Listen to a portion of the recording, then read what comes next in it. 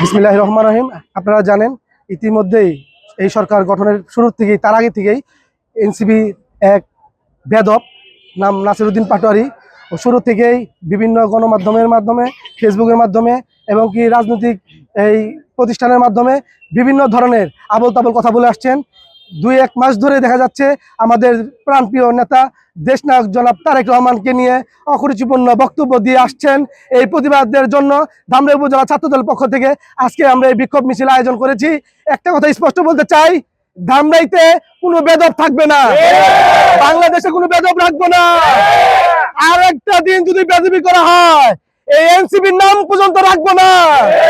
হুঁশিয়ার করে বলতে চাই, শালীনতার মাধ্যমে রাজনীতি করুন, সভ্যতার মাধ্যমে রাজনীতি করুন, শিষ্টাচারের মাধ্যমে রাজনীতি করুন। আমাদের জনাব তারেক রহমান উনি বলেছেন উনি সর্বদল মিলে এই দেশটাকে সুন্দর করবেন, সুন্দরভাবে গুছাবেন, কিন্তু উনাকে ব্যর্থ করার জন্য কিছু সংখ্যক লোক এই জুলাইকে ব্যবহার করে এমপি হয়েছেন, মন্ত্রী হয়েছেন, তারাই আবার আজকে এই সরকারকে প্রশ্নবিদ্ধ করার জন্য নানান ধরনের মন্তব্য করে আসছেন। সেই প্রতিবাদে এনসিপির নাসিরউদ্দিন পাটোয়ারিকে ধামরাই থেকে অবাঞ্ছিত ঘোষণা করলাম, ছাত্র দলের পক্ষ থেকে অবাঞ্ছিত ঘোষণা করলাম। আর একটা দিন যদি দেখি বেদবি করেছেন তাহলে আপনার দাঁত আর থাকবে না। দালালি আর করিস না, থাকবে না। নাসিরের তুই গেলেন, আমরা তলে তলে, কারবি নাসিরের তুই গেলেন। আমরা তলে তলে, অ্যাকশন অ্যাকশন, ডাইরেক্ট অ্যাকশন, ছাত্র দলের অ্যাকশন, ডাইরেক্ট অ্যাকশন, মুরাদ ভাইয়ের অ্যাকশন, ডাইরেক্ট অ্যাকশন, রবিন ভাইয়ের অ্যাকশন, ডাইরেক্ট অ্যাকশন। ইয়ার সৈনিক।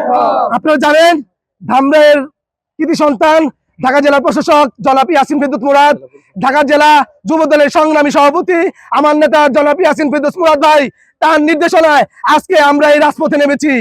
দ্বিতীয়বার আর কোনো সুযোগ দেওয়া হবে না, ওনার নির্দেশনার অপেক্ষায় আছি।